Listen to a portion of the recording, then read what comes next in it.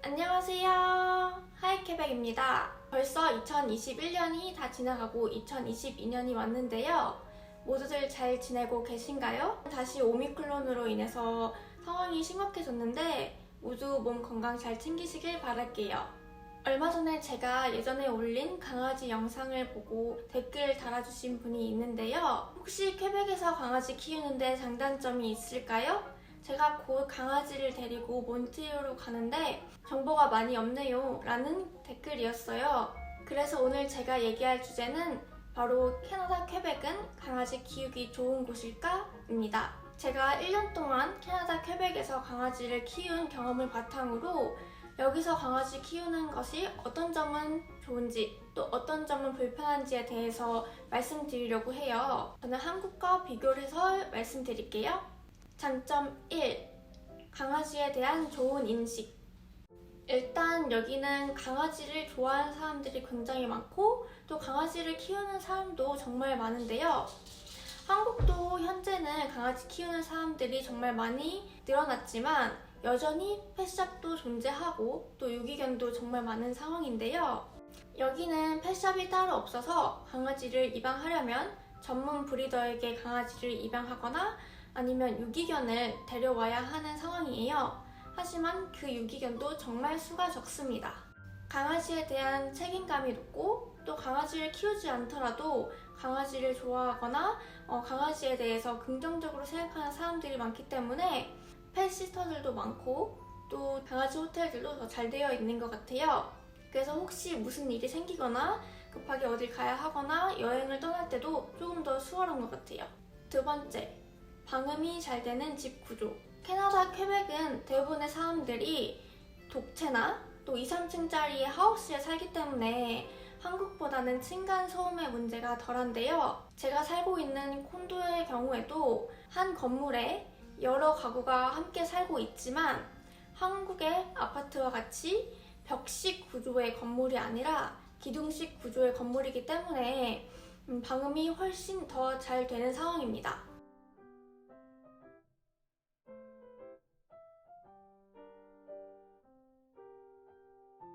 그렇기 때문에 강아지가 짖더라도 크게 문제가 발생하지 않는데요. 강아지가 짖을까봐 걱정하지 않아도 되고 강아지가 짖고 나서도 다른 사람의 눈치를 좀 덜 봐도 되기 때문에 그 점은 정말 편한 것 같아요.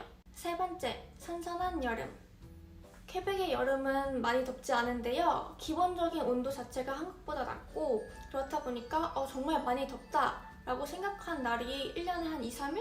정도밖에 되지 않는 것 같아요. 특히 여름의 강수량이 한국보다 현저히 적기 때문에 비가 와도 잠깐 오고 그치거나 아니면 이슬비 정도로만 오는 상황인데요. 그렇다 보니까 강아지와 함께 산책하기가 정말 좋습니다. 봄이 시작되는 4월 초중순부터 겨울이 되기 전 11월 정도까지는 정말 산책하기 좋은 날씨인 것 같아요. 네 번째, 많은 공원. 예전에도 한번 말씀드린 것 같은데요. 캐나다에는 정말 공원이 많아요. 퀘벡, 몬트리올도 예외는 아닙니다. 근처에 크던 작던 강아지와 함께 산책하기 좋은 공원들이 많은데요. 저희 집 경우에도 도보로 10분 정도 걸어가면 잔네망스라는 크고 좋은 공원이 있고 또 20분 정도 걸어가면 나쁜댄드라는 공원이 있습니다. 뿐만 아니라 한 30분 정도 걸어가면은 몬트리올에서 가장 큰 몽후아이라는 산이 있기 때문에 같이 운동하고 산책하기 정말 좋은 환경인 것 같아요. 다섯 번째, 맑은 공기. 너무 춥거나 너무 덥지 않고 많은 공원이 있다고 해도 공기 자체가 나쁘면 강아지와 함께 산책하기 좋지 않겠죠? 한국은 미세먼지 문제가 정말 심각한데 공기 좋기로 유명한 캐나다는 정말 1년 내내 공기가 좋습니다. 강아지와 산책하기도 좋고 또 미세먼지 문제로 발생될 수 있는 기관지 문제나 아니면 또 피부질환 같은 것에 대한 걱정을 하지 않으셔도 될 것 같아요. 이제 단점에 대해서 알아볼 건데요. 제 생각으로는 단점이 그렇게 많지는 않아요.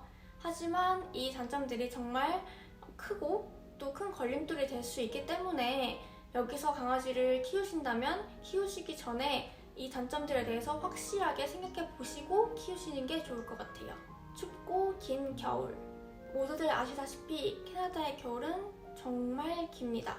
거의 11월 중순 정도부터 3월 말, 4월 초까지가 겨울이라고 생각하시면 되는데요. 거의 5개월이 겨울이라니 정말 길죠. 근데 이 겨울이 그냥 길기만 한 게 아닙니다. 추워도 정말 너무 추운데요. 평균 온도가 거의 마이너스 10도에서 15도 이 정도가 되고요. 올해는 훨씬 더 추워서 마이너스 25도로 내려가는 경우도 정말 많았습니다. 현재까지 최고로 추웠을 때는 거의 마이너스 30도였고요. 체감 온도로 따지면 거의 35도 정도라고 생각하시면 돼요. 그렇다 보니 겨울에 강아지와 함께 산책하는 게 쉬운 일이 아닙니다. 특히 저희 강아지와 같이 단모의 소형견일 경우 추위를 훨씬 많이 타서 겨울 산책이 더욱더 어렵습니다. 겨울에 산책을 자주 못 시키다 보니 신체적인 건강, 정신적인 건강이 걱정될 수밖에 없는데요. 그래서 저희는 복도에서 자주 놀아주거나 실내에서 자주 놀아주거나 날씨가 조금이라도 덜 춥다고 생각하는 날은 되도록이면 나가려고 노력해요. 그래도 너무 춥기 때문에 나가기 전에는 꼭 옷을 여러 벌 입혀서 나갑니다. 뿐만 아니라 눈도 정말 자주 많이 내립니다. 이 눈을 빠르게 녹이기 위해서 도로와 길에 염화칼슘을 정말 많이 뿌리는데요.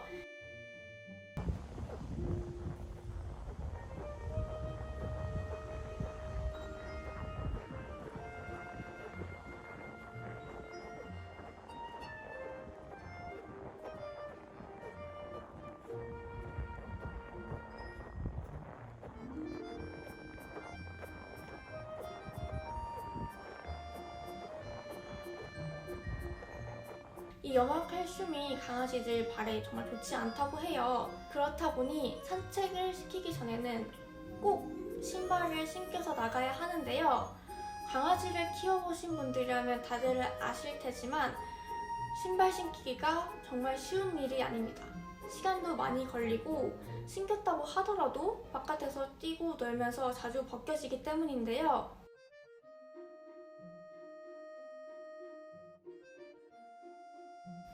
그래서 저희는 신기기 편하고 또 잘 안 벗겨지는 신발을 찾기 위해서 신발을 정말 여러 번 구매를 했습니다.